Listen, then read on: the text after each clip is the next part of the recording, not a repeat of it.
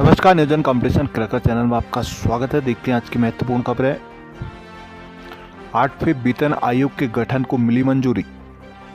मुंबई, सैफ अली खान पर घर में घुसकर जानलेवा हमला। बेंगलुरु, इसरो ने 2 उपग्रहों को जोड़ा।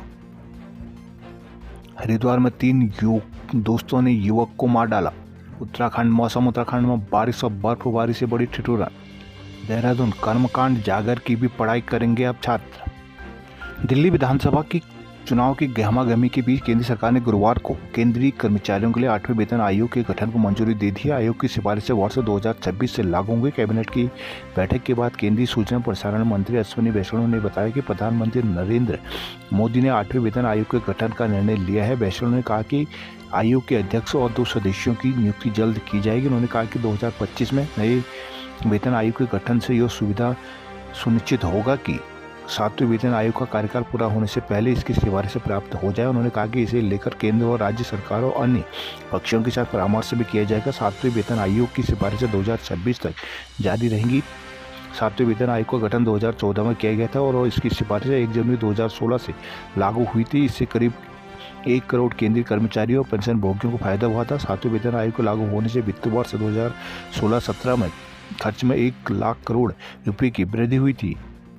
मुंबई के बांद्रा इलाके में बुधवार देर रात फिल्म अभिनेता सैफ अली खान के घर में घुसकर एक हमलावर ने उन पर कई बार चाकू से वार किया। गंभीर हालत में घरेलू कर्मचारी तत्काल उन्हें ऑटो रिक्शा से लीलावती अस्पताल ले गए, जहां सर्जरी के बाद 54 वर्षीय सैफ की हालत खतरे से बाहर बताई गई। पुलिस के अनुसार हमला बुधवार और गुरुवार के दरमियानी रात करीब 2:30 सदगुरु चरण इमारत की 12वीं मंजिल पर स्थित सैफ के अपार्टमेंट में हो। हमलावर के साथ झड़प के दौरान उनके घरेलू सहायिका के हाथ में भी मामूली चोट आई है। मामले की जांच से जुड़ी वरिष्ठ पुलिस अधिकारी ने बताया कि हमलावर फायर एग्जिट के लिए बनी सीढ़ियों से भाग गया। सीसीटीवी फुटेज से उसकी पहचान कर ली गई। हमले के पीछे चोरी का मकसद था। हालांकि मामले में अब तक किसी की गिरफ्तारी नहीं हुई है। लीलावती अस्पताल के COO डॉक्टर नीरज उत्मानी ने बताया कि सैफ के शरीर में चाकू के 6 गहरे घाव हैं। इनमें से एक पीठ पर रीढ़ की हड्डी के करीब है। चाकू का 2.5 इंच का टुकड़ा निकालकर और स्पाइनल फ्लूइड से हो रही रिसाव को रोकने की सर्जरी की गई है।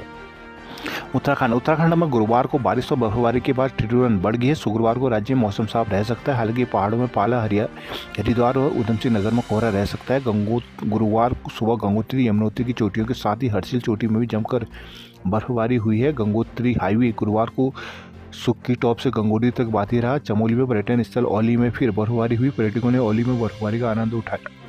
रुद्रप्रयाग में केदारनाथ समेत अन्य स्थानों पर बर्फबारी। चक्राता में सीजन की 4थी बर्फबारी हुई। मौसम विज्ञान केंद्र देहरादून के निदेशक डॉक्टर विक्रम सिंह ने बताया कि शुक्रवार के बाद मौसम फिर बदलेगा। 18 से 12 जनवरी तक उत्तरकाशी, चमोली, 22 जनवरी तक उत्तरकाशी, चमोली, रुद्रप्रयाग, पिथौरागढ़, बागेश्वर जिलों में हल्की बारिश की संभावना है।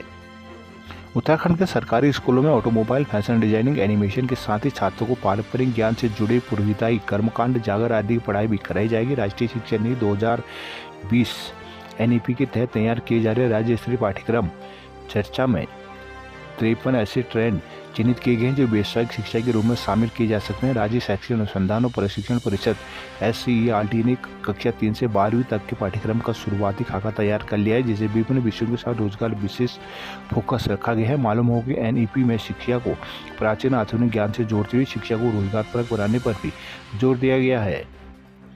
IPS दीपम सेठ बने स्थायी DGP।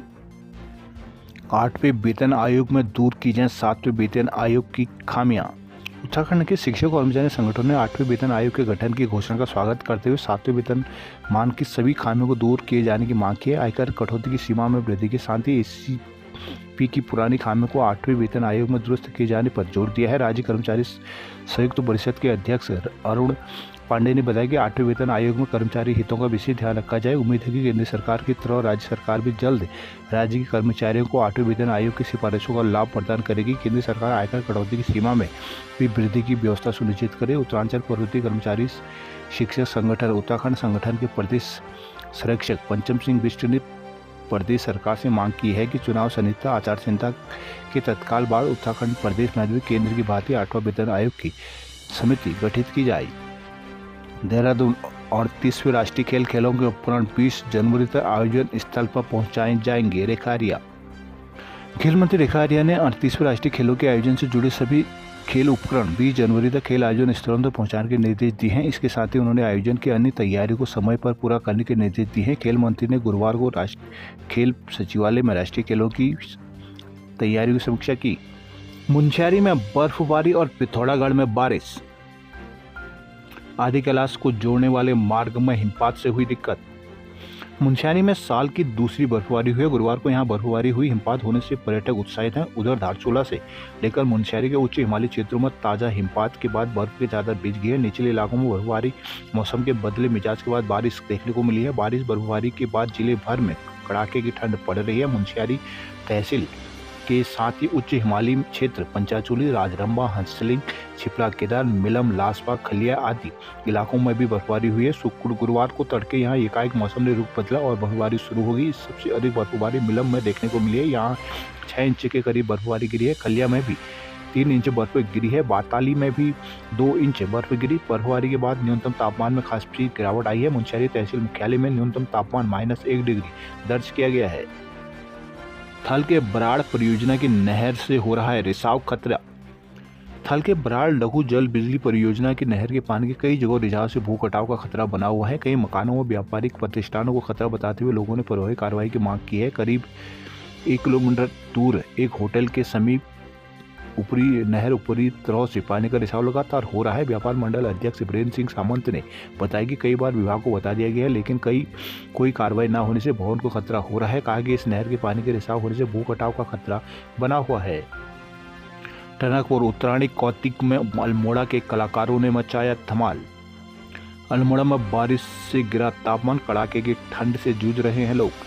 अल्मोड़ा नगर आसपास समेत आसपास के क्षेत्रों में गुरुवार को मौसम का मिजाज बदलने से ठंड में इजाफा हो गया। सुबह से रुक रुक कर बारिश होने से लोगों को दिक्कतों से जूझना पड़ा। हालांकि दोपहर बाद खिली धूप ने लोगों को कुछ हद तक राहत दी है। गुरुवार को सुबह से आसमान में घने बादलों को छाने के लिए रिमझिम बारिश शुरू हो गई थी। काफी देर तक रुक रुक कर बारिश होती थी। बादल छाने और बारिश के कारण लोगों को ठंड से दो चार होना पड़ा। बारिश के कारण लोग घरों से बाहर भी कम ही निकले। दोपहर तक आसमान के घने बादलों से ढका रहा, जिससे भी लोगों को कड़ाके की ठंड का सामना करना पड़ा। वही तापमान में गिरावट दर्ज की गई। ठंड से बचने के लिए गर्म कपड़ों के साथ हीटर, ब्लोवर आदि का भी लोगों ने इस्तेमाल किया। हालांकि दोपहर बाद आसमान से बादलों का छटना शुरू हो गया था। शाम बादल छटने के बाद खिली धूप भी लोगों से कुछ राहत मिली है, जिससे लोगों को काफ़ी राहत मिली। लेकिन धूप खिलने के बाद भी ठंड हवाओं ने लोगों को काफ़ी परेशान किया। सल्ट कंपनी के निजीकरण के विरोध में कर्मचारी हुए मुखर।